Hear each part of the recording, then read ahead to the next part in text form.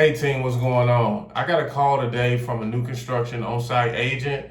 What's going on now with COVID and material costs going up is new construction builders are putting in a contract that if the material cost goes up on the home, they can raise the price even though you're under contract. And you have an out, but you've been wasted 6, 7, 8 months of your life, waiting on, to get the dream home for your client. So, not to mention, doing all the paperwork during this time, going back and forth, going to the design center. And I say that to say this. If you don't know, the new construction builder contracts are for the builder. They're not guard contracts. Builders have their own contracts. So keep that in mind when you're going and putting these houses on the contract for your client. Read thoroughly through the contract. Each builder has a different contract. It's not like a guard form where you check a couple different spots, price, deadlines, and things like that, appraisal contingencies. You need to thoroughly read through that contract because they have an out clause in that contract that they can raise the price if the material cost goes up.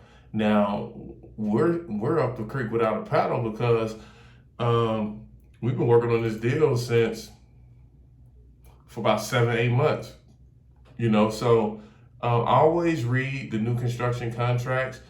They're going up $9,000 on the price. They gave us an ultimatum. They said, hey, we could terminate. We got 3 days to decide, or the contract terminates, or we can get our earnest money back and they'll pay us $500 for wasting our time. Now, look at it from a builder's perspective. Of course, they're going to pay us $500 because they're raising the price $9,000 for the next buyer. They're not doing us any favors.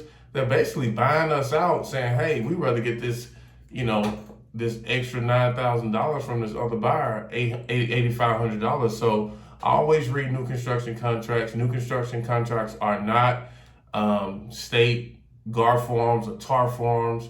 They are for the builder. They are designed for the builder. The builder's attorney drafted up the contract. So I just want to come in and drop that jewel on y'all. I just got a call today. I've never seen that in real estate. So I know if I've never seen it, a lot of you've never seen it. So I want to get that out to you. So, if you're working with buyers and going to new construction, to make sure you thoroughly read the contract and always remember, the builder's contract favors the builder. They have all kind of out clauses, earnest money clauses, everything. So be on the lookout if you have a new construction buyer.